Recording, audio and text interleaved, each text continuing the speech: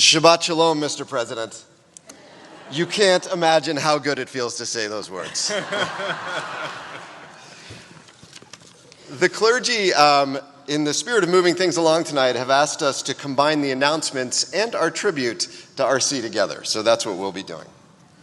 So Shabbat Shalom, and welcome to tonight's Erev Shabbat service in our lovely Glickman Gallatin Sanctuary. RC, I think it shows you how much your clergy team knows you with the evening that they put together for you tonight, because this is you. I wanted to tell two quick anecdotes about RC that I think kind of define her in my mind, at least. The first one is about almost 14 years ago, when we were still doing High Holy Day services at the Civic Center. My son was probably about a year old, and I wanted to bring him to the Nila service so he could hear the shofar. So I brought him in, and I was standing in the back of the Civic Center, holding him in my arms. And our Nila service, if you've never been, like many Nila services, as it goes on, the music gets more upbeat, more uplifting, right? And it was towards the end of the service, and Arlene was up there, and she was singing, and I wish I could remember what she was singing, but it was fantastic. And, say what you will about having services at the Civic Center, but when somebody really lets loose in there, wow, it's really something. And RC came to the end of the piece of music that she was singing, and it was reverberating through the air, and my son Alex looked up and said, "Hooray!" really, really loudly, which also reverberated through the Civic Center. And RC looked into the back, and she just gave like a big thumbs up. And if you know RC, it was still High Holy Day, so she couldn't say what she was thinking, but if you know RC, she was like, yeah, that's where it's at, right? The other story is a little more recent, 3 or 4 years ago. So during the COVID lockdown, when we were producing our Friday night services to broadcast virtually, myself and one of my team members would go to Arlene's house every week to record her portion. And it was always, when we were all, very locked down and not having a lot of social interaction, it was really the high point of my week. And actually, my team members would fight over who got to go because it was, great, and we got to hang out with her. And whenever we came into her house, it always started with the same kind of moment. And this is something that probably everybody here who knows her has had. She looks at you right in the eye and she says, "How are you?"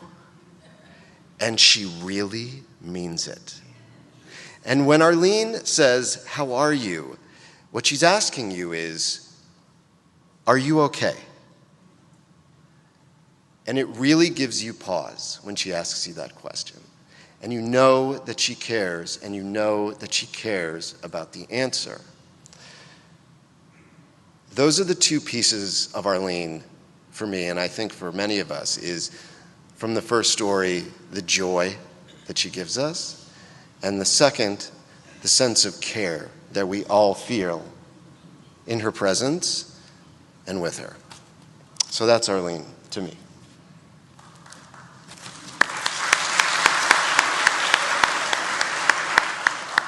I want to personally thank you,